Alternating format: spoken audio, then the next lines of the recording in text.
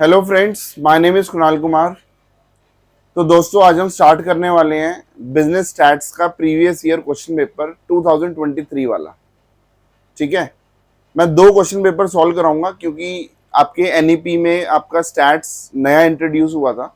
तो बेसिकली 2 साल के ही पेपर अवेलेबल हैं। ठीक है, उससे पहले सब्जेक्ट आपका कोर सब्जेक्ट था ही नहीं, राइट। तो बेसिकली जो आपके दो दो पेपर हैं, तो हम उन दो पेपर को सॉल्व करेंगे इस वीडियो में। I finish 2023 question paper BCom honours का, और फिर नेक्स्ट एक वीडियो और बनाऊंगा जिसमें हम 2024 का पेपर कवर करेंगे। ठीक है, और ये दो पेपर अगर आपने कवर कर लिए तो मतलब आप ये मान लो कि मोटा मोटी आपका जो पेपर आने वाला है 2025 का, वो इसी टाइप का पेपर होगा। ठीक है, इसी टाइप का पेपर होगा। तो इसको, ये बहुत जरूरी है लास्ट मोमेंट पे इन पेपर को करना। ठीक है, चलो, so let us start with this.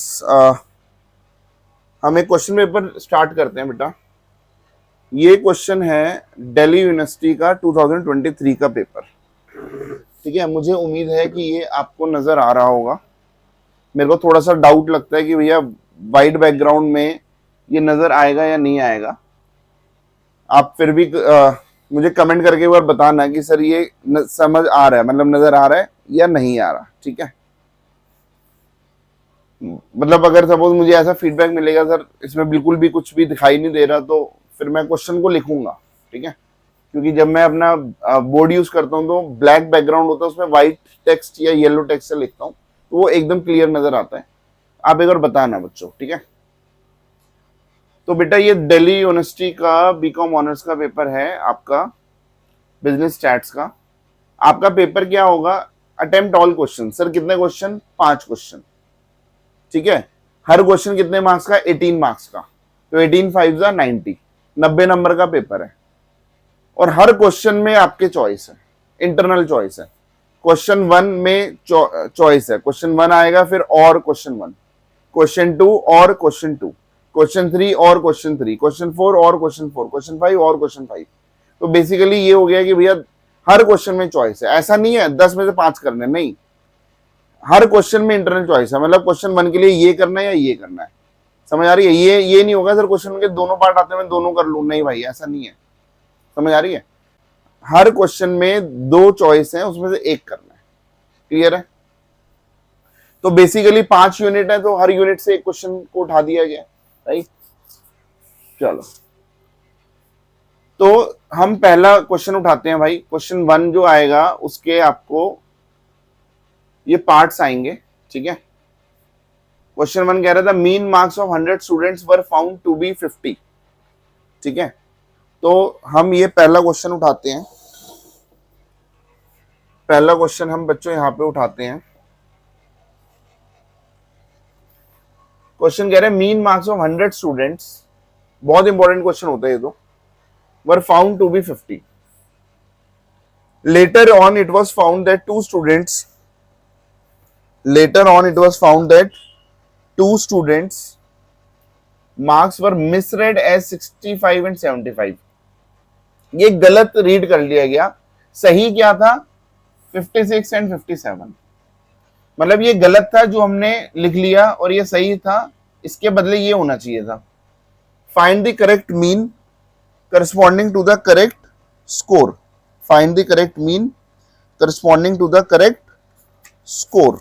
ठीक है, तो ये हमें क्वेश्चन करना है। ठीक है, तो चलो ये क्वेश्चन स्टार्ट करते हैं बेटा। इसको करने के लिए, ये क्वेश्चन आपने पढ़ लिया, इसकी पीडीएफ मैं अपने लिंक में शेयर कर दूंगा, और वैसे भी मतलब मेरे जो अपने ग्रुप से मैंने उसमें सर्कुलेट करी हुई थी। तो मेरी आपसे रिक्वेस्ट है कि भाई इसका प्रिंट आउट ले लो। ठीक है, इस क्वेश्चन पेपर का प्रिंट आउट ले लो, जो मैं नीचे डिस्क्रिप्शन में शेयर करूंगा। ठीक है, प्रिंट आउट लेके फिर इस वीडियो को करने बैठना। ठीक है, क्योंकि बार बार क्वेश्चन लिखने का झंझट नहीं रहेगा। समझ आ गई? तो अब मैं अपना बोर्ड स्टार्ट करता हूं। तो क्वेश्चन कह रहा था कि भाई मीन दिया हुआ है ये है क्वेश्चन 1 का ए पार्ट। मीन दिया हुआ है समेशन एक्स अपॉन एन, ये मीन होता है ना, जिसमें हमें एन 100 दिया हुआ है, ठीक है, और मीन हमें कितना दिया हुआ है, मीन आया था 50, ठीक है, मीन 50 दिया हुआ था, राइट। तो अगर मैं समेशन एक्स निकालना चाहूं, चलो मीन को इधर 50 लिख देते हैं, समेशन एक्स मुझे पता नहीं, ये 100 हो गया, तो अगर मैं इसको क्रॉस मल्टीप्लाई करूं तो समेशन एक्स हो गया 5000। बट ये कौन सा समेशन एक्स आया है, तो मैं इधर ब्रैकेट में लिख दूंगा सर ये है इनकरेक्ट,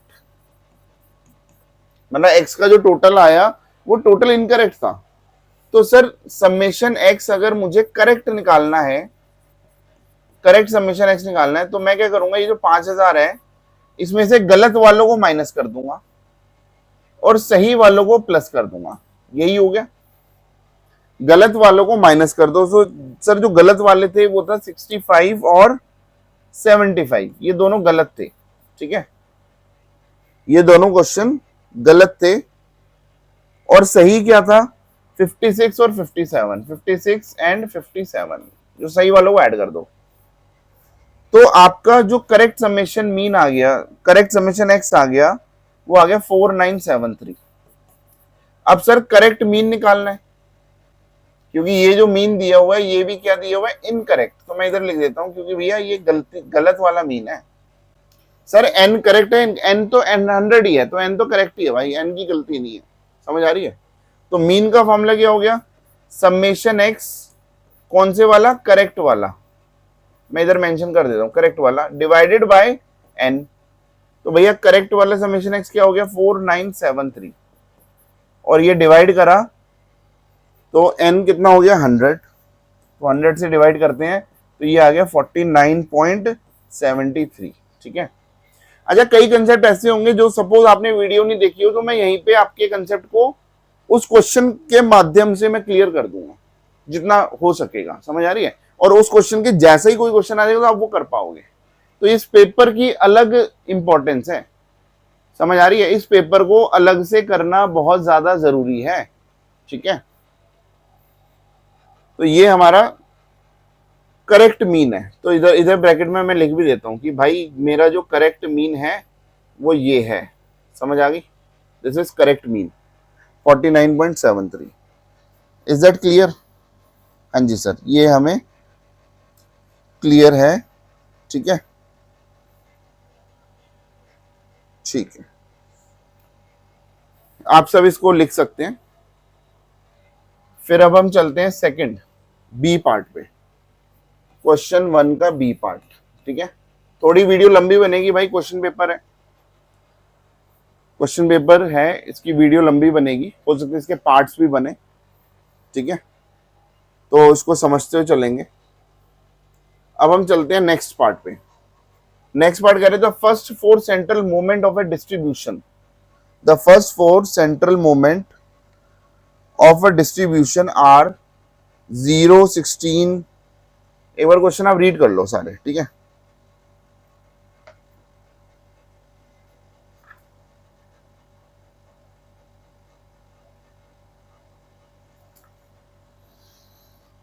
कर लिया?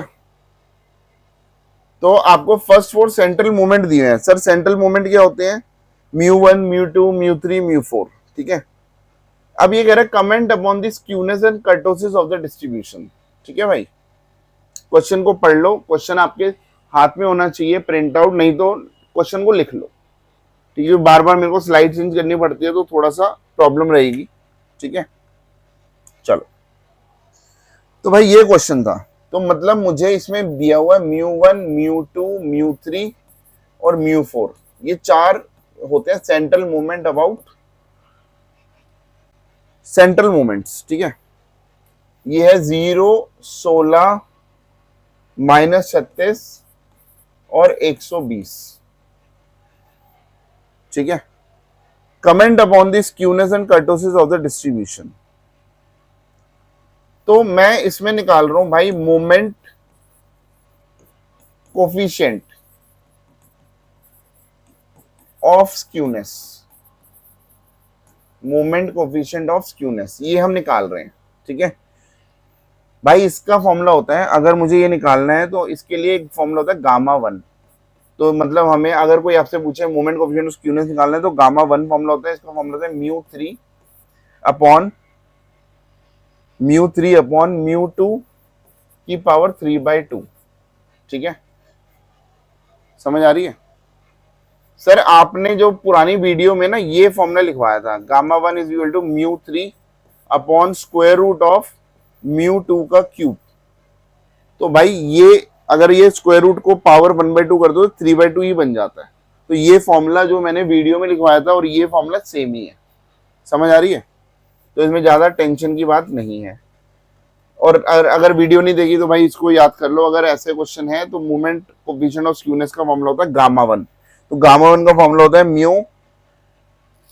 μ3/μ2 की पावर 3/2। μ3 मुझे दिया हुआ है -36 और μ2 मुझे दिया हुआ है 16, तो हो गया 16 की पावर 3/2। अब इसको हम सॉल्व कर लेंगे तो सर ये कितना हो गया -36, ये हो गया 4 का स्क्वायर, स्क्वायर से ये कट गया तो 4 क्यूब कितना हो गया 64। ठीक है, और इसको सॉल्व करेंगे तो ये आ गया -0.5625। ठीक है, फिर हम लिखेंगे since gamma one is negative -0.5625 और ये नेगेटिव है तो हम बोलेंगे the distribution is skewed to the left. The distribution is skewed to the left। अगर ये पॉजिटिव आता है तो it is skewed to the right। समझ आ रही है? इस क्वेश्चन को समझ लो, ऐसा ही सेम क्वेश्चन आने की बहुत उम्मीद है। समझ आ रही है? Question paper is very important. ठीक है बेटा, तो ये हमने ये वाला करा। सर उसके बाद दूसरा पार्ट क्या निकालना है? Sir moment coefficient of kurtosis. तो मैं इधर नीचे लिखता हूं मोमेंट कोफिशिएंट ऑफ कर्टोसिस, ये निकालना है। अगर क्वेश्चन ये बोलेगा मोमेंट कोफिशिएंट ऑफ कर्टोसिस निकालना है तो भाई इसका मतलब हमें β2 निकालना है। क्या निकालना है? और इसका फॉर्मूला होता है μ4/μ2 का स्क्वायर। बस। अरे भाई जब μ1 μ2 μ3 μ4 गिवन है तो मैं अपना फॉर्मूला डाल दूंगा। μ4 की वैल्यू कितनी है 120 और μ2 की वैल्यू कितनी है 16, तो 16 का स्क्वायर। समझ आ रही है? तो ये हो गया 120/256, राइट। तो ये हो गया 0.4687। समझ आ रही है? 4687।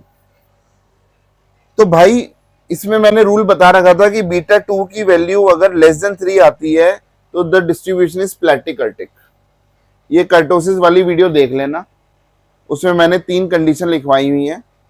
ठीक है, कि अगर 3 होगा या 3 से कम होगा या 3 से ज्यादा होगा। ठीक है, तो अगर β2 की वैल्यू <3 होती है, ठीक है, चलो मैं आपको दोबारा बोल देता हूं, अगर β2 की वैल्यू इक्वल टू 3 होती है तो वो नॉर्मल कर्व होता है। ठीक है, 3 से ज्यादा होती है तो हम बोलेंगे लेप्टोकर्टिक कर्व, और 3 से कम होगा तो प्लैटिकर्टिक। तो क्या ये 3 से कम है? हाँ सर ये 3 से कम है, तो इसको क्या बोलेंगे? प्लैटिकर्टिक। ठीक है, और जो नॉर्मल होता है उसको मेसोकर्टिक का नाम दिया जाता है। ठीक है, तो मैं इधर लिखूंगा भैया β2 की वैल्यू जो है वो <3 है। ठीक है, β2 की वैल्यू <3 है, सो द डिस्ट्रीब्यूशन इज प्लैटिकर्टिक, क्योंकि ये क्वेश्चन में डिमांड करी है।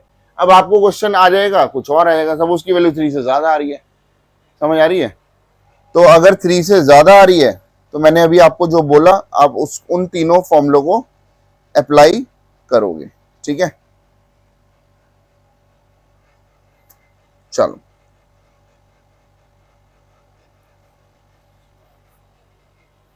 डन है, डन। हाँ ये बी पार्ट हो गया। अगर भाई आपको वीडियो आपने पहले ही वीडियो चैप्टर नहीं देखे तो भैया इन फॉर्मूलों को एटलीस्ट याद कर लो। आपका पेपर अच्छा होगा, पास नहीं होगा, अच्छा होगा पेपर। समझ आ रही है? बस इन चीजों को याद कर लो, ठीक है। फिर क्या होगा, फिर हम चलते हैं नेक्स्ट क्वेश्चन पे।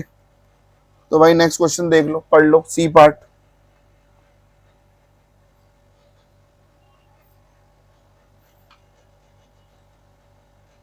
ठीक है, एक बार रीड करो फटाफट, सी पार्ट क्या कह रहा है। सी पार्ट कह रहा है for a symmetric distribution consisting of 100 items the standard deviation is 70। ठीक है, find its quartile deviation and mean deviation. ठीक है भाई, find its quartile deviation and mean deviation.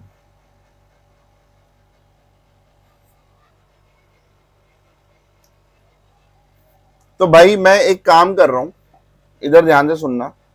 मैं इस क्वेश्चन को, क्योंकि मेरे पास क्वेश्चन करा हुआ रखा है, समझ आ रही है, एक सिमिलर क्वेश्चन करा हुआ रखा है, तो मैं कैलकुलेशन में टाइम वेस्ट करना नहीं चाहूंगा। अगर मैं कोई नया क्वेश्चन लूंगा तो मेरे कैलकुलेशन में टाइम वेस्ट होगा।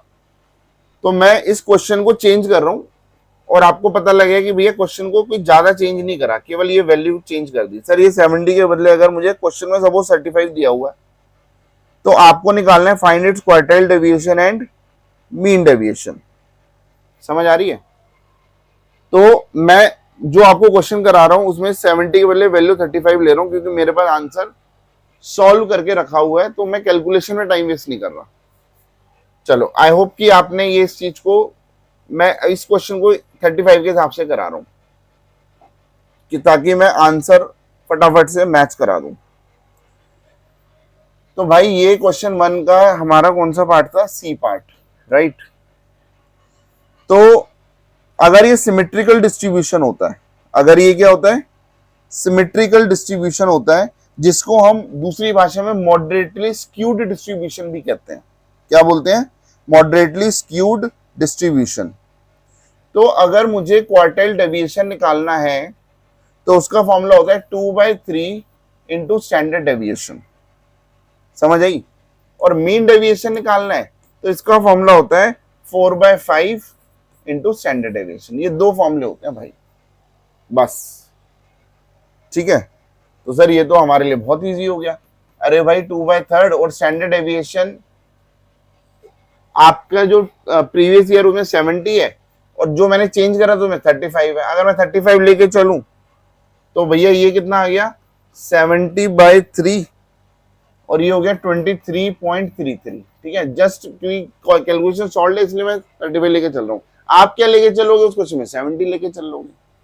समझ आ रही है? कोई ज्यादा दिक्कत की बात नहीं है। 4/5 इंटू 35, 5 7 35। ठीक है, 7 4 28, तो ये 28 आंसर आ गया। खत्म कहानी। समझ आई? क्लियर है? चलो, ये दो फॉर्मूले इसमें यूज होते हैं फॉर ए सिमेट्रिकल डिस्ट्रीब्यूशन। ठीक है सर, इसमें 100 का तो कोई यूज ही नहीं आया भाई। इसमें 100 की मुझे कोई जरूरत ही नहीं थी, स्टैंडर्ड डेविएशन की जरूरत थी, स्टैंडर्ड डेविएशन मुझे गिवन था। ठीक है, अब चलते हैं नेक्स्ट पार्ट पे। सर अब चलते हैं डी पार्ट पे। चलो डी पार्ट रीड करो। ठीक है, डी पार्ट रीड करो। बार बार बोल रहा हूँ, टॉपिक नहीं भी आता तो भैया इन क्वेश्चंस को ऐसे समझ लो कि अगर ये ऐसा क्वेश्चन आ गया तो मैं कर लूंगा। और इसको बिना देखे दोनों क्वेश्चन पेपर को पूरा क्वेश्चन सॉल्व करना। ठीक है, पूरा। चलो, what is D part? D part आप रीड करो।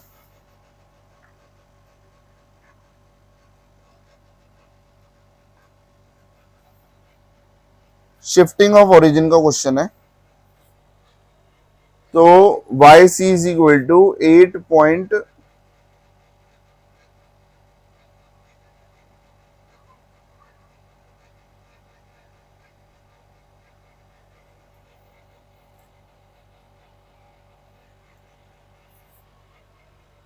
(40 + 1.75x). ठीक है, ये 2007 है, ओरिजिनल 1 और एनुअल प्रोडक्शन ये सब दिया हुआ। ठीक है, चलो हमें ओरिजिन को शिफ्ट करना है 2015 से। समझ आ रही? ये आपकी इक्वेशन है, देख ली। और हमें हमारा ओरिजिन 2007 है, अब हम उसको ओरिजिन को 2015 लेके चल रहे हैं भाई। आपने क्वेश्चन देख लिया, नहीं देखा तो लिख लो, मैं अब अपनी स्लाइड चेंज कर रहा हूं, ठीक है सर। ये क्वेश्चन का 1 का डी पार्ट था, ठीक है, क्वेश्चन 1 का डी पार्ट। क्वेश्चन 1 का डी पार्ट क्या कह रहा है? कह रहा है हमारी जो ट्रेंड इक्वेशन है वो दी हुई है Y C is equal to 8.40 plus 1.75 X, ठीक है।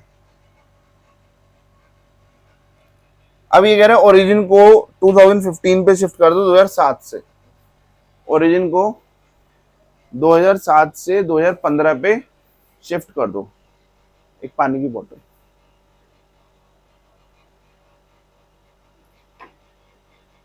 चलो एक पानी की बोतल ले, ठीक है। तो 2007 से 2015 में शिफ्ट करना है, तो भाई 2007 से 2015 का मतलब कितना हो गया? 8 साल शिफ्ट करना है। 15 माइनस 7 कितना हो गया? 8। समझ आ रही है? तो अगर मैं ओरिजिन को शिफ्ट कर रहा हूं तो ये क्या हो गया मेरे लिए? सर पहले तो इसको मैं सॉल्व करता हूं।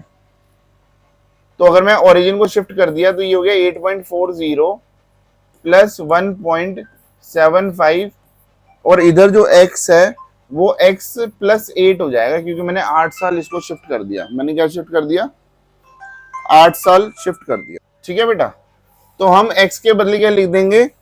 x प्लस 8 लिख देंगे, ठीक है। ये हम इधर लिख देंगे शिफ्टिंग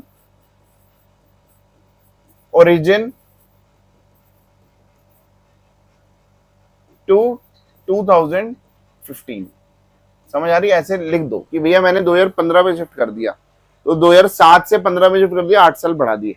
सर अगर 2007 से 2004 पे शिफ्ट करते तो मैं 3 साल माइनस कर देता, तो मैं x माइनस 3 लिख देता। समझ आ रही है? तो क्वेश्चन अगर एक समझ आ गया ना शिफ्टिंग ओरिजिन, तो दूसरा कोई भी पार्ट आ जाएगा, आप कर लोगे। तो भाई इसको अगर मैं सॉल्व करूंगा, ठीक है, इसको अगर मैं सॉल्व करूंगा ओरिजिन शिफ्ट करने के बाद, तो मेरा आंसर देखो, ये 1.75x और ये इससे मल्टीप्लाई होगा, तो इसको सॉल्व करने के बाद ये आ जाएगा 22.40 प्लस 1.75x। समझ आई? दिस वुड बी योर, मतलब ये चीज इधर भी लिख देना और ये चीज इधर भी लिख देना, ताकि ये पता लगे, या इधर लिख देना when origin is shifted to 2015, तो फिर उसके नीचे ये दो समझ आ जाएगा कि भैया ओरिजिन शिफ्ट करके बना हुआ है। समझ आ रही है? और नीचे वो लिख भी देना, नीचे आपको लिखना जरूरी है कि भैया अब ओरिजिन क्या है। जैसे क्वेश्चन में लिखा हुआ था ओरिजिन क्या है? 2015, और बाकी जो चीजें थी वो सेम लिख देना। समझ आ रही है? ये लिखना जरूरी है, क्योंकि हम यहाँ पे मेंशन कर रहे हैं कि भाई ओरिजिन, और ये तो मैं यहाँ पे मेंशन कर रहा हूं, ठीक है। चलो, तो we have done D part, right. अब हम ई पार्ट करते हैं। मैं इसको दिखाता हूं। अब ई पार्ट, ठीक है, हमने डी कर लिया, ई और एफ रह गया इस फर्स्ट का पार्ट में, ठीक है। पढ़ो एक बार क्वेश्चन।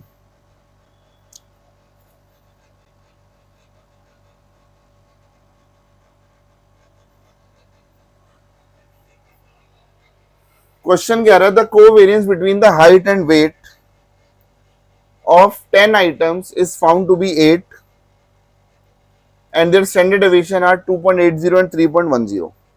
मैं इसकी वैल्यू चेंज कर रहा हूं, क्योंकि भाई मेरे पास जो सॉल्यूशन है, मैं जल्दी करने के चक्कर में अपने क्वेश्चन को, जो मेरे पास सॉल्यूशन है, उसको इंटैक्ट रख रहा हूं। तो हमारे पास वेट कितना है? 10 के बदले मेरा क्वेश्चन 5 है। समझ आ रही है? मैं इसको 10 के बदले 5 कर रहा हूं क्वेश्चन को, ठीक है। Of the 5 item is 6 is found to be 6, इसको मैं 6 लिख रहा हूं, ठीक है। And their standard deviations are 2.45, इसको मैं लिख रहा हूं 2.45, ठीक है। और इस चीज को, ये जो है, इसको 3.10 को 2.61 लिख रहा हूं, 2.61, ठीक है। ये अगर इधर दिख नहीं रहा तो मैं इसको इधर ऐसे एरो मार के लिख रहा हूँ 2.45, समझ आई। मैं बस वैल्यू चेंज कर रहा हूं क्योंकि मेरे पास सॉल्यूशन है, ठीक है, तो मैं उस सॉल्यूशन से छेड़छाड़ नहीं करना चाह रहा, ठीक है। इसका आंसर ना मैं यहां पे लिख सकता हूं, ठीक है, चलो यही लिख देता हूं। तो भाई कोवेरियंस का फॉर्मूला होता है, कोवेरियंस का फॉर्मूला होता है, आर का फॉर्मूला होता है, सॉरी, है ना, आर का फॉर्मूला होता है। आर का फॉर्मूला कहता है covariance of X Y upon standard deviation of X into standard deviation of Y, ठीक है। तो मुझे आर निकालना है भाई, कोवेरियंस कितना दिया हुआ है, ठीक है, इसमें कुछ भी नहीं है यार, चलो मैं इसको चेंज भी क्यों कर रहा हूं, छोड़ दो, मैं इसको, इसमें कुछ नहीं है, नथिंग इज देयर, ठीक है। इसमें इसमें डायरेक्ट फॉर्मूला था तो मैं ऐसे कैलकुलेशन की इतनी ज्यादा दिक्कत नहीं आ रही। तो भाई कोवेरियंस कितना है, तो कोवेरियंस दिया हुआ है 8, है ना, कोवेरियंस कितना दिया हुआ है 8, और स्टैंडर्ड डेविएशन कितना दिया हुआ है 2.80, कुछ है ही नहीं, और ये दिया हुआ 3.10, इसको सॉल्व करोगे आर आ गया, कुछ भी नहीं है, समझ आ रही है। हम वैसे ही कैलकुलेशन कर रहे थे, इसमें कैलकुलेशन का कोई ज्यादा रोल ही नहीं है, खत्म कहानी। मेरे को फाइनल आंसर तो आपको करके दिखाना नहीं है, राइट। अब इसको कैलकुलेटर सॉल्व करो, आंसर आ जाएगा, खत्म। This was E part, right. चलो अब हम चलते हैं एफ। एफ वाला पार्ट क्या कह रहा है बेटा, ये कह रहा है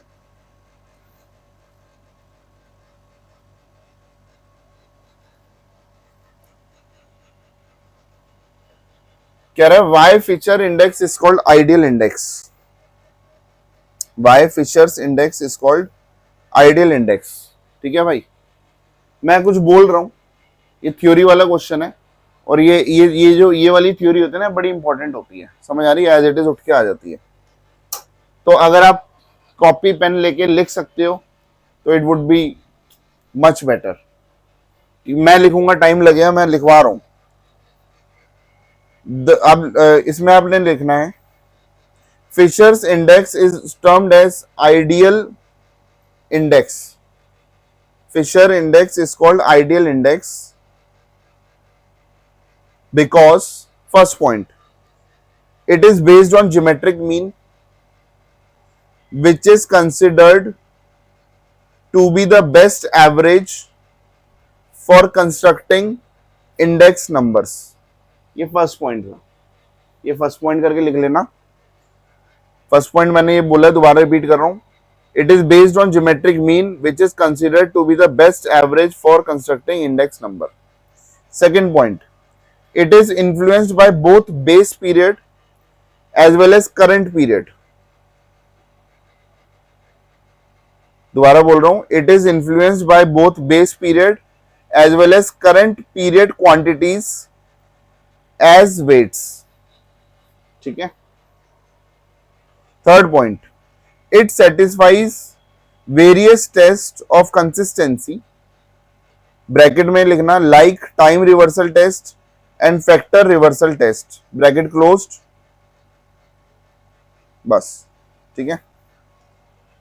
ये तीन रीजन है जिसकी वजह से हम फिशर्स प्राइस इंडेक्स को आइडियल इंडेक्स बोलते हैं।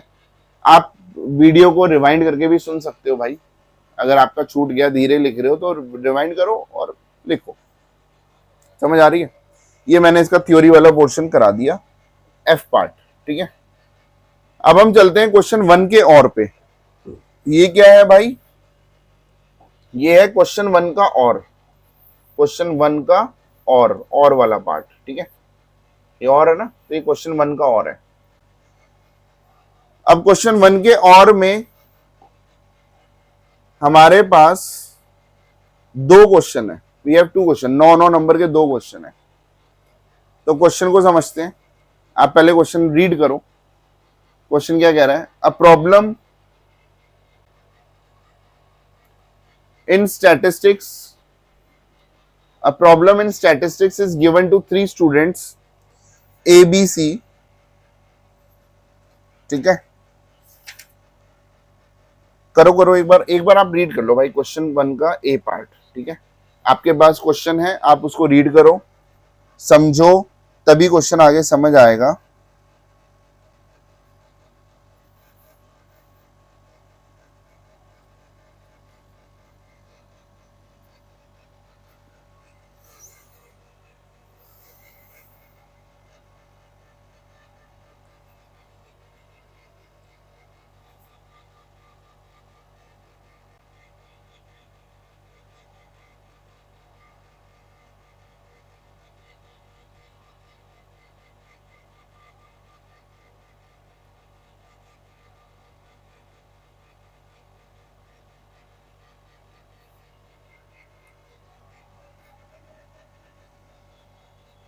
ठीक है, मुझे उम्मीद है आपने रीड कर लिया होगा। Problem in stats is given to 3 students ABC whose chances of solving, A के सॉल्व करने के चांस है 1/2, बी के सॉल्व करने के चांस है 1/3 और सी के सॉल्व करने के चांस है 1/4।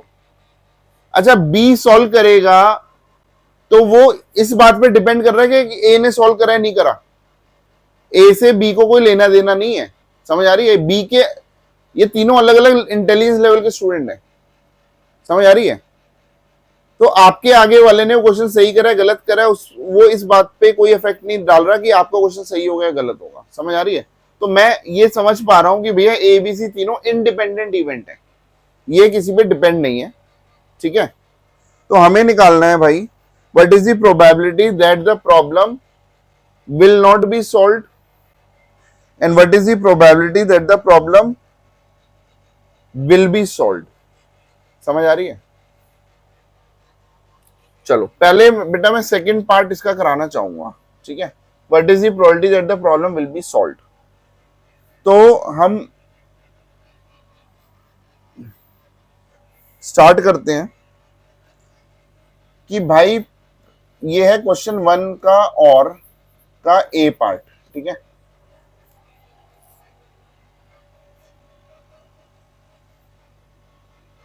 तो भाई इधर लिख रहे हैं ई, ठीक है। ई का मतलब क्या है,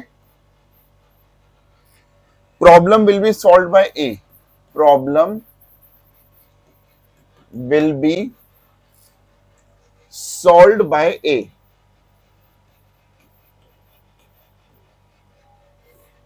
ई F G, problem will be solve by B, problem will be solve by C, समझ आ गई। ये तीन हमने इवेंट ले लिए। तो मुझे बताओ प्रोबेबिलिटी ऑफ ई क्या है और प्रोबेबिलिटी ऑफ ई नॉट क्या है।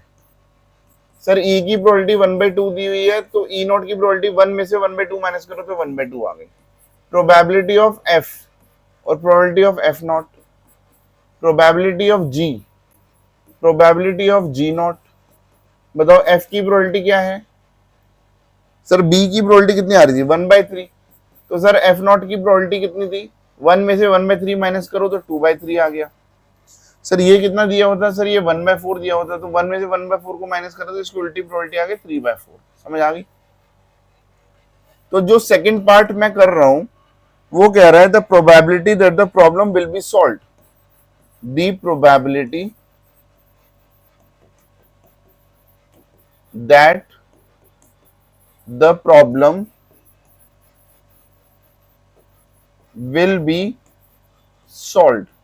इसका आंसर क्या है, इसका मतलब ये है कि मुझे प्रोबेबिलिटी निकालनी है, या तो ई इवेंट हो जाए या को हिंदी वाले या को यूनियन बोलते हैं, या एफ सॉल्व कर ले या जी सॉल्व कर ले, कोई भी कर ले, समझ आ रही है। प्रॉब्लम सॉल्व होनी चाहिए। तो इसका फॉर्मूला होता है भाई, यूनियन का फॉर्मूला होता है 1 minus probability of E not intersection F not intersection G not, समझ आ रही है। ये मैंने फॉर्मूला आपको बता रखे हैं भाई जब मैंने प्रोबेबिलिटी वाला यूनिट कराया हुआ है। और ये इंडिपेंडेंट इवेंट है, तो इसका मतलब ये होता है probability of E not into probability of F not into probability of G not, ठीक है, समझ आई। तो सर ये क्या हो गया 1 माइनस ई नॉट की प्रोबेबिलिटी हमने निकाली 1/2 इंटू क्योंकि इंडिपेंडेंट डिपेंडेंट डिपेंडेंट होते तो अपॉन ये आता, जो जैकेट वाला मैंने एग्जांपल दिया था ना, चोरी की जैकेट, तो 1/2, 2/3 और ये 3/4। तो इसका आंसर क्या है, 1 माइनस 2 से 2 कट गया, 3 से 3 कट गया, 1 माइनस 1/4, तो द आंसर इज 3/4। समझ आ रही है? इसका मतलब the probability that the problem is solve, तो ये समझ लो अगर प्रॉब्लम सॉल्व होनी है तो यूनियन होता है तीनों का। समझ आ रही है? अगर दो होंगे तो दोनों का होगा। ठीक है, क्लियर है? ठीक है, अब हम दोबारा से क्वेश्चन पे चलते हैं। What is the probability that only one of them will be able to solve the problem correctly? इसकी प्रोबेबिलिटी क्या है कि केवल एक ही बंदा प्रॉब्लम को सॉल्व कर रहा है। ठीक है, एक ही बंदा सॉल्व कर रहा है। ठीक है बेटा, इसको मैं इधर करता हूं, इसको मैं इधर करता हूं,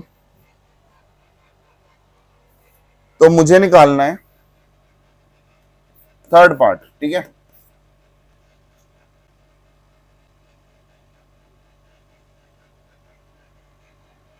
the probability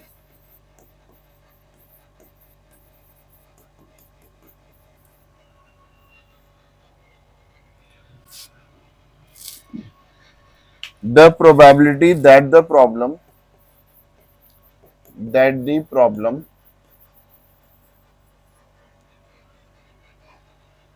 will be solved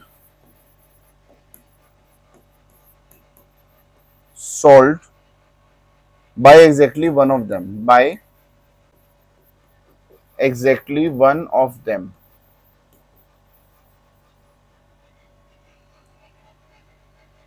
is, तो उसका आंसर पता है क्या होगा? मुझे ये निकालना है प्रोबेबिलिटी ऑफ ई ने सॉल्व किया एंड एफ ने नहीं किया एंड जी ने नहीं किया, मतलब एक ने सॉल्व किया, तो सर वो एक ई क्यों होगा? तो सर एफ भी हो सकता है। समझ आ रही है? तो या तो ये, और प्लस का मतलब या होता है। समझ आ रही है? या तो ये होगा या ये होगा या ये होगा, तो या। समझ आ रही है? और एंड के लिए हम मल्टीप्लाई यूज करते हैं।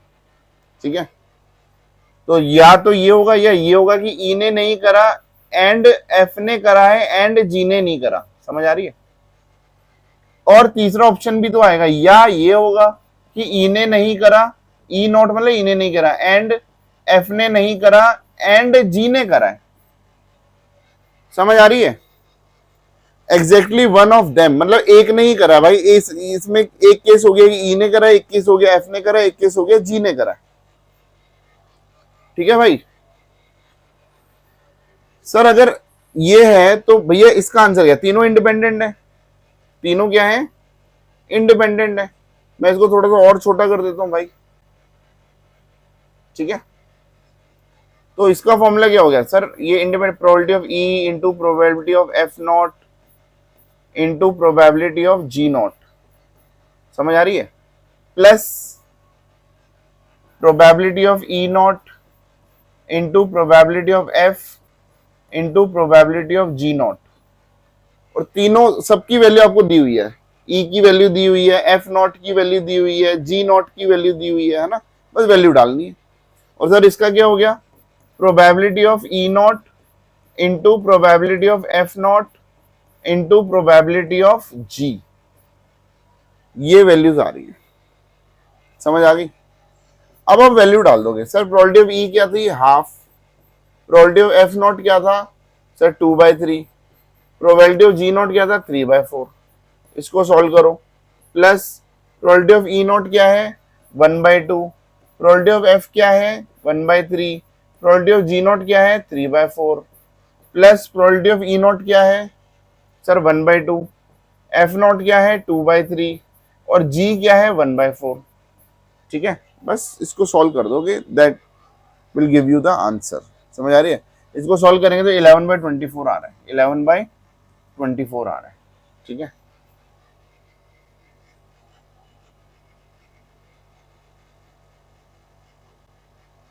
और भाई जो पहला पार्ट था, अगर हमने प्रॉब्लम विल बी सॉल्व्ड निकाल लिया तो 1 में से इसको माइनस कर दो तो उसकी प्रोबेबिलिटी होगी, तो problem will not be solved. समझ आ रही है? The problem will not be solved. तो सर उसको हम ऐसे भी ले सकते हैं, फर्स्ट वाले का आंसर ये हो सकता है कि ई ने भी नहीं करा एंड एफ ने भी नहीं करा एंड जी ने भी नहीं करा, तो भाई इसका answer probability of E not into probability of F not into probability of G not. तो भाई ई नॉट कितना है 1/2, एफ नॉट कितना है 2/3 और जी नॉट कितना है 3/4। 3 से 3 कट गया, 2 से 2 कट गया, तो ये 1/4 बच गया।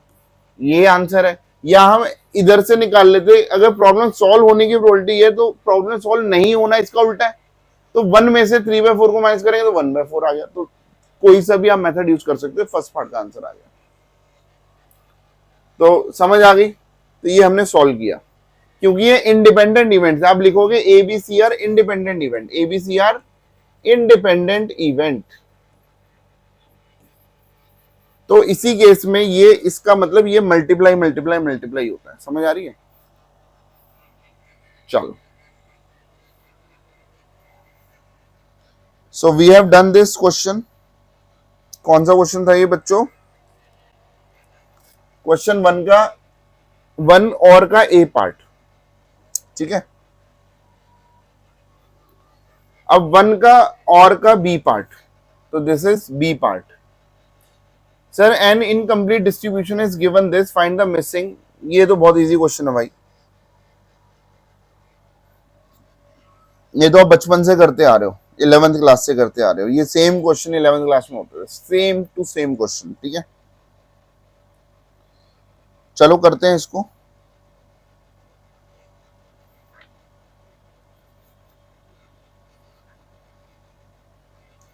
जीरो टू 10, 10 to 20 ये दिया हुआ है 10, F1 25 30 डैश 10 टोटल 100, ठीक है।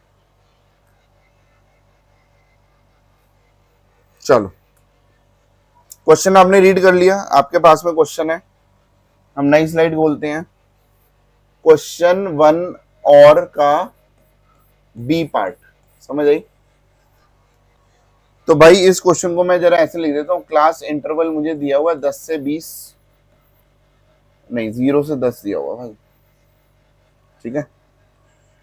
0 से 10, 10 से 20, 20 से 30, 30 से 40, 40 से 50, 50 से 60 और f मुझे दिया हुआ है 10 और यहाँ पे भाई यहाँ पे डैश है, फिर ये दिया हुआ 25 30 और ये डैश और ये 10। तो भाई जो जो डैश है ना उधर मैं लिख देता हूँ, ये F1 है और ये F2 है। समझ आई? और इनका जो टोटल दिया हुआ है वो टोटल मुझे कितना दिया हुआ है, वो टोटल मुझे 100 दिया हुआ है, ठीक है। और मुझे मीडियन 32 दिया हुआ है। तो भाई मीडियन का फॉर्मूला क्या होता है? मीडियन का फॉर्मूला होता है L plus n/2 minus CF upon F into H। ये मीडियन का फॉर्मूला होता है, ठीक है भाई।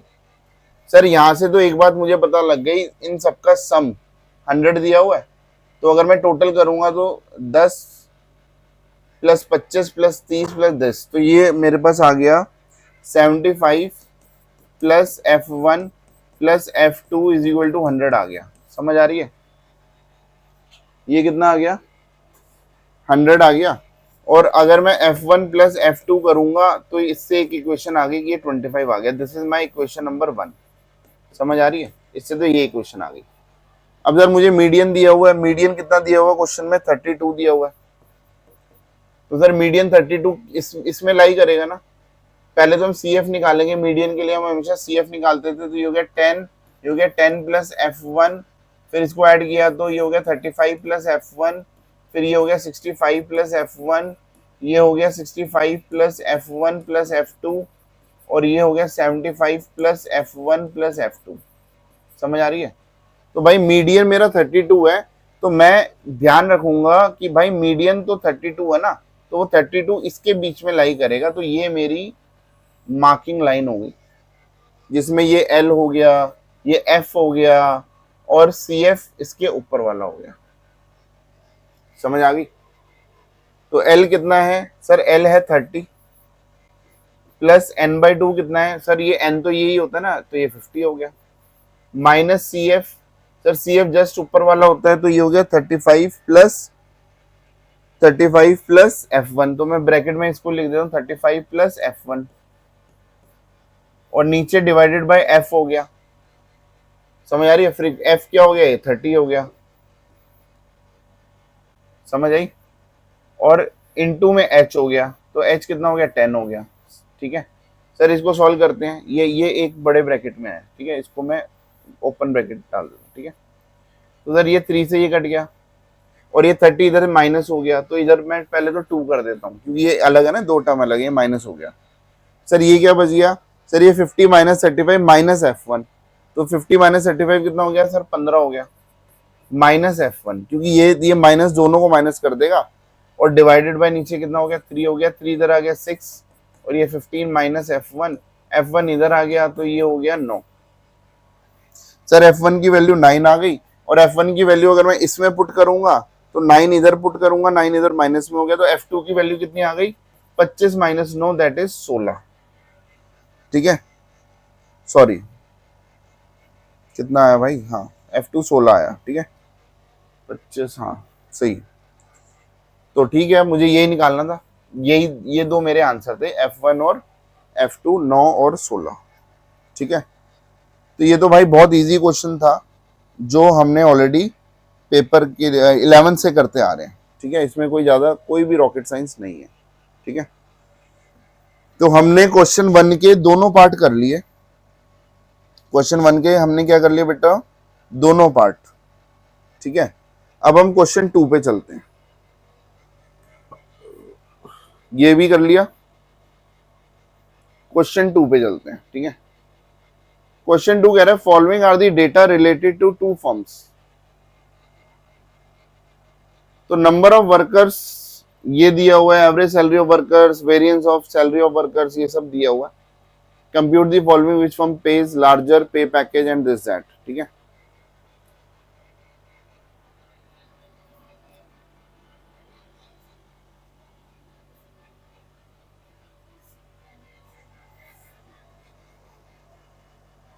क्वेश्चन एक बार आप रीड कर लो, क्वेश्चन 2 का ए, अब इसमें क्वेश्चन 2 का ए भी है, और में भी ए भी होगा, ठीक है, 9 मार्क्स के क्वेश्चन है, एक बार आप देख लो, सेम पैटर्न के क्वेश्चन आने की उम्मीद हमेशा रहती है, ठीक है,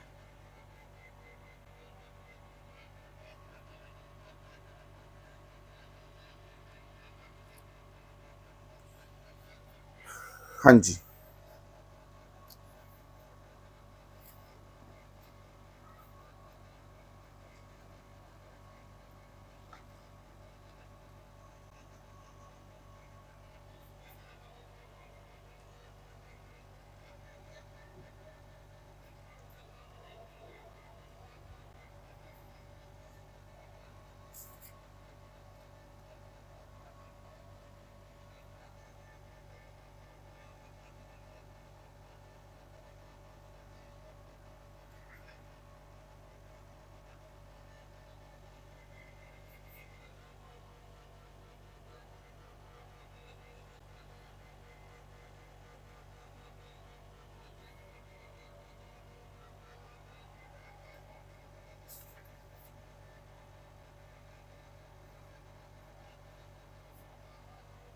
चलो दिस इज योर क्वेश्चन,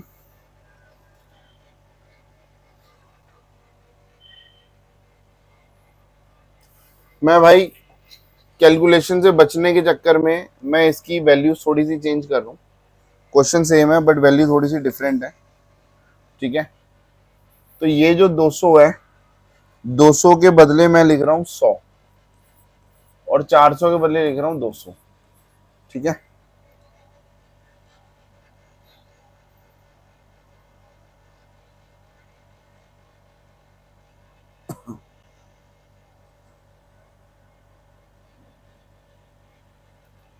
बत्तीस सौ के बदले मैं चेंज कर रहा हूँ 1600,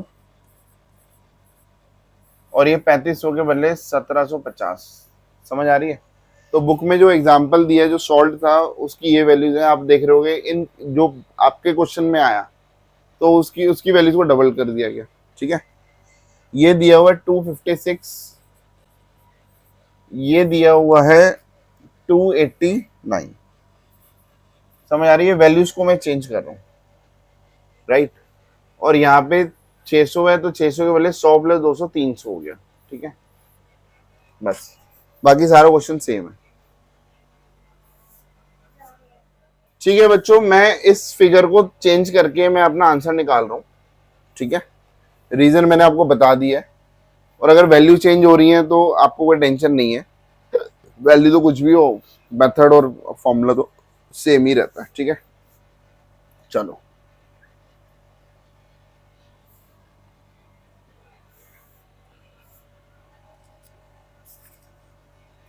तो भाई क्वेश्चन में हमें क्या दिया हुआ है, हमें N1 दिया हुआ है, N1 100 और N2 दिया हुआ है 200। ठीक है, N1 दिया हुआ है 100 और N2 दिया हुआ है 200। मीन 1 दिया हुआ है 1600 और मीन 2 दिया हुआ है 1750। मुझे स्टैंडर्ड डेविएशन ऑफ वेरिएंस दिया हुआ है 256 और standard variance of second series दिया हुआ है 289। इससे मैं निकाल सकता हूं कि भाई स्टैंडर्ड डेविएशन जो है 1 का वो है 16 और इससे निकाल सकते हैं कि भाई स्टैंडर्ड डेविएशन ऑफ 2 कितना है 17। ठीक है, ये क्वेश्चन में मुझे डेटा गिवन है। तो सबसे पहले तो हमें निकालना है total salary paid, total salary paid by firm A, by firm A. Sir ये क्या है, देखो मीन का फॉर्मूला क्या होता है, mean is equal to summation X upon N, है ना। तो अगर मुझे समेशन एक्स निकालना है जिसका मतलब टोटल सैलरी होता है, ठीक है, total of salary summation x होता है, तो हो गया N1 इंटू मीन 1। ठीक है, तो सर N1 कितना है 100 और मीन 1 कितना है 1600। समझ आ गई? तो ये हो गया भाई 1,60,000। तो दिस इज 1,60,000। समझ आ गई? और ऐसे ही अगर मैं निकालूं total salary paid by firm B, अगर मैं फर्म बी का निकालता हूं तो इसमें समेशन x2 कितना आ गया N2 इंटू मीन 2। ठीक है, N2 इंटू मीन 2। तो सर N2 कितना है 200 और मीन 2 कितना है 1750। तो अगर मैं इसको मल्टीप्लाई करता हूं तो हो गया 3,50,000, 3,50,000। समझ आ गई? तो भाई ये रुपीज है, ठीक है, ये रुपीज में है। ठीक है, तो मुझे एक बार बताओ ज्यादा सैलरी किसने पे करी, बी ने। पहला वाला पार्ट यही हो गया ना, the firm P page out larger package of salary. समझ आ गई? सेकंड पार्ट कह रहा है कि वेरिएबिलिटी कंपेयर करनी है तो मुझे कोफिशिएंट ऑफ वेरिएंस निकालना है। ठीक है, ठीक है, ये किसका निकालना है, फर्म ए का, सॉरी फर्म ए। ऐसे ही कोफिशिएंट ऑफ वेरिएशन किसका निकालना है, वेरिएंस निकालना है फर्म बी का। तो सर इसका फॉर्मूला होता है standard deviation upon mean into 100। तो ये स्टैंडर्ड डेविएशन ऑफ 1 मीन 1। समझ आई? क्योंकि फर्स्ट सीरीज है। Standard deviation upon mean into 100। तो सर यहाँ पे 2 आ जाएगा, इसमें तो कोई दिक्कत नहीं है। ठीक है, तो सर फॉर्मूला यूज करते हैं। स्टैंडर्ड डेविएशन ऑफ 1 कितना है 16, तो 16 अपॉन मीन 1 कितना है 1600 इंटू 100। तो ये आपका आंसर आया 1%। ठीक है, जैसे ही 100 का मतलब परसेंटेज में आया। ठीक है, और इसका कितना आया सर, ये आया 17 अपॉन 1750 इंटू 100। तो ये आया 0.97%, 0.97%। समझ आ गई? तो ग्रेटर वेरिएबिलिटी किसमें है, जिसका सीवी ज्यादा है।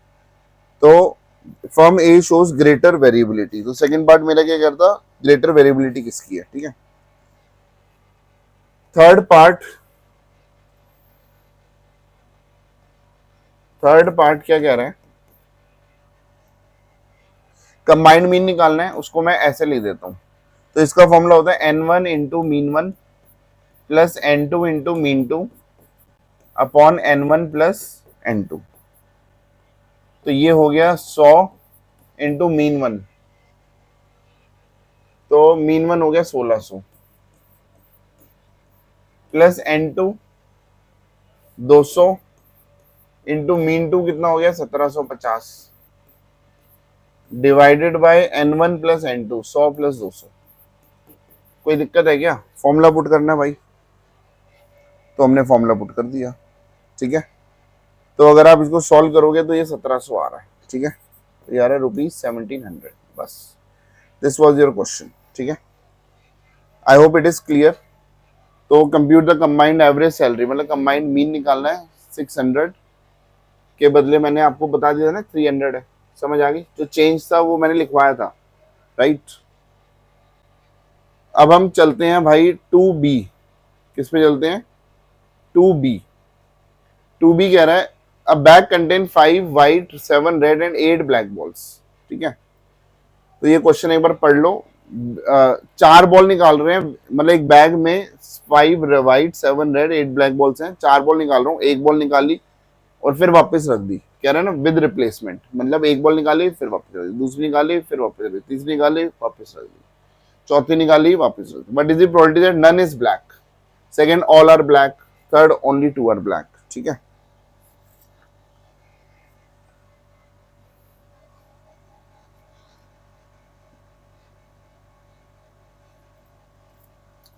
फाइव 7 8 4। ठीक है, none is black, all are black and only 2 are black. ठीक है, चलो let us do this question. ठीक है, ये हम कौन सा क्वेश्चन कर रहे हैं? 2 का बी पार्ट। ठीक है, क्वेश्चन 2 का बी पार्ट। तो भाई फॉर्मूला क्या होता है, ध्यान से सुनना। Probability that none is black, none is black. ठीक है, इसका फॉर्मूला क्या है, ध्यान से सुनना।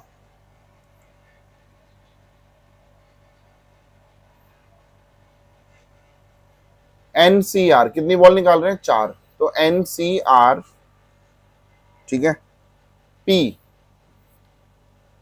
ठीक है, P मतलब प्रोबेबिलिटी ऑफ सक्सेस। सर किसकी बात हो रही है? ब्लैक की बात हो रही है, तो ब्लैक बॉल आना सक्सेस है। ठीक है, तो भाई 5 वाइट हैं और 7 रेड हैं और 8 ब्लैक हैं, ये एक बैग है। ठीक है, तो सक्सेस आने की प्रोबेबिलिटी क्या है, जिसको हम P से डिनोट करते हैं। तो इसका फॉर्मूला होता है P की पावर R Q की पावर N माइनस R। ठीक है, ये फॉर्मूला होता है। तो भाई 4CR, R मतलब नन इज ब्लैक, तो 4C 0 हो गया। P ब्लैक की प्रोबेबिलिटी क्या हो गई? 8/15 20। ठीक है, 8/20, 4 2 8 4 5 20, 2/5 हो गया। ठीक है, तो भाई P मेरे लिए हो गया 2/5 की पावर R। R इसमें 0 है क्योंकि कोई भी ब्लैक नहीं आना चाहिए। ठीक है, और Q का मतलब क्या हो गया? सर Q का 1 में से माइनस कर दो, 3/5 हो गया। P प्लस Q 1 होता है। ठीक है, तो भाई इधर क्या लिख देंगे? Q की वैल्यू 3/5 और ये N कितना है? 4, तो ये क्या 4 - 0। समझ आ रही है? क्योंकि R 0 है। तो भाई इसको सॉल्व करेंगे, 4C 0। आप इसको सॉल्व करो। ठीक है, सॉल्व करना हमने वीडियो में बहुत बार सिखा रखा है। तो ये हो गया 81/625। ठीक है सर, इसका second part, probability that all are black, all are black मतलब चारों की चारों ब्लैक, मतलब मेरे लिए ब्लैक आना सक्सेस है। ठीक है, P का मतलब सक्सेस, और सक्सेस मेरे लिए क्या है, क्योंकि क्वेश्चन में ब्लैक पूछ रहा है, तो सक्सेस मेरे लिए ब्लैक आना है। ठीक है, तो बताओ सर, इसका हो गया 4C4, P का मतलब हो गया 2/5, R मेरे लिए ये R है, ये 4 है, और Q का मतलब फेलियर, फेलियर क्या हो गया 3/5 और 4 - N - R, तो 4 - 4 0 हो गया। आप इसको सॉल्व करोगे, you will get your answer. तो इसका आंसर आएगा 16/625। ठीक है,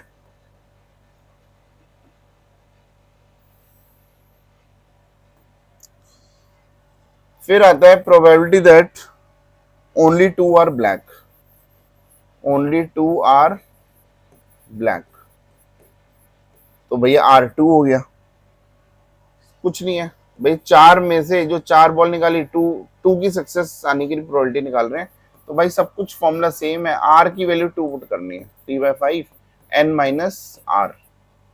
तो ये सॉल्व करोगे और सॉल्व करके आपका आंसर आ जाएगा 216/625, 216/625। अगर किसी को दिक्कत है तो भाई मैं दोबारा बता दूं, एनसीआर का फॉर्मूला होता है n factorial upon r factorial into n minus r factorial, ठीक है। और जब प्रोबेबिलिटी कराई थी तो प्रोबेबिलिटी की फर्स्ट वीडियो में मैंने पूरा फैक्टोरियल परमुटेशन कॉम्बिनेशन के कंसेप्ट मैंने फर्स्ट वीडियो में कराया था, ठीक है, तो वो वीडियो आप दोबारा देख सकते हो, ठीक है। So it was our second का बी पार्ट, ठीक है। अब हम सेकंड का और, ठीक है, और वाले क्वेश्चन में चलेंगे, वीडियो बहुत लंबी हो गई है तो भाई अभी ये फर्स्ट पार्ट रखते हैं, सेकंड पार्ट में हम सेकंड का और से स्टार्ट करेंगे, ठीक है। चलो thank you so much, bye, next video में मिलते हैं, बाय।